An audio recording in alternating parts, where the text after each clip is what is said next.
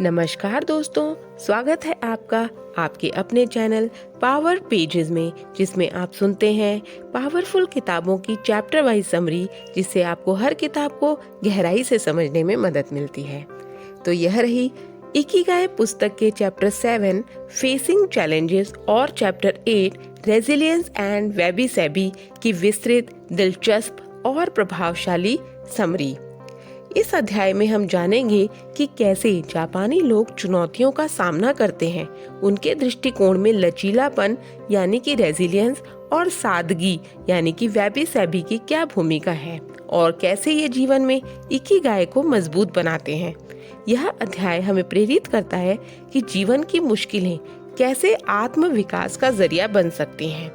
तो सबसे पहले हम बात करेंगे अध्याय 7 यानी फेसिंग चैलेंजेस, चुनौतियों का सामना। दोस्तों, जीवन चुनौतियों से भरा है। हर इंसान के जीवन में संघर्ष आते हैं। ओकिनावा के बुजुर्गों का मानना है कि कठिनाइयाँ हमें और मजबूत बनाती हैं। वे कहते हैं, अगर तुम्हारे जीवन में कोई कठिनाई नहीं है तो शायद तुम कुछ बड़ा करने की कोशिश नहीं कर रहे। Anti fragile mindset.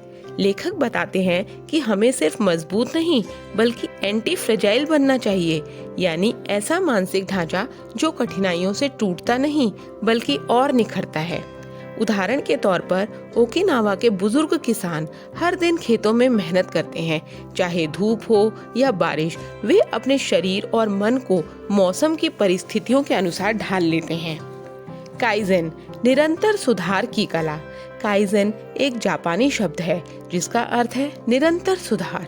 हर दिन छोटे छोटे सुधार करने से बड़ी चुनौतियां आसान लगने लगती हैं। तो एक सरल अभ्यास कर सकते हैं। हर दिन एक नई चीज सीखें, कोई पुरानी आदत सुधारें, कठिन कार्य को छोटे छोटे टुकड़ों में बांटें। फ्लो में रहना। फ्लो वह स्थिति है जब आप पूरी तरह कार्य में डूब जाते हैं। जब हम किसी काम में पूरी तन्मयता से लगे रहते हैं तो बाहरी तनाव हम पर हावी नहीं होता। तो मैं कुछ सुझाव देना चाहूंगी जो आप कर सकते हैं। ऐसा काम करें जिससे आपको खुशी मिलती हो। लक्ष्य को एकदम स्पष्ट रखें। डिस्ट्रैक्शंस को हटाएं। आत्मनियंत्रण और मानसिक स्थिरता। ओकिनावा में लोग बहुत शांति से रहते हैं। वे तनाव को स्वीकारते हैं, उनसे भागते नहीं। इसके लिए वे मेडिटेशन, गार्डनिंग और सामाजिक मेल जोल का सहारा लेते हैं। अब बात करेंगे अध्याय 8 यानी कि रेजिलियंस एंड वेबी सेबी, लचीलापन और वेबी सेबी। रेजिलियंस यानी कि लचीलापन है क्या? रेजिलियंस का अर्थ है गिरने के बाद भी फिर उठ खड़े होना। ओकिनावा के लोग जीवन के हर पड़ाव को स्वीकार करते हैं बिना शिकायत किए।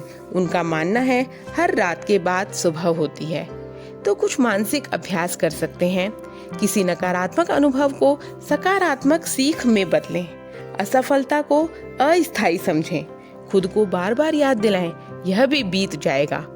इकिगाई और लचीलापन का संबंध। अगर आपका इकिगाई स्पष्ट है तो आप किसी भी परिस्थिति में संतुलित रह सकते हैं। इकिगाई हमें पर्पस देता है जो मुश्किल समय में भी हमारा मार्गदर्शन करता है। वेबी सेबी, सुंदरता को अपूर्णता में देखना। वेबी सेबी जापानी दर्शन है जो कहता है जो चीजें टूटी हुई हैं, अधूरी हों या पुरानी हैं, उनमें भी सौंदर्य होता है।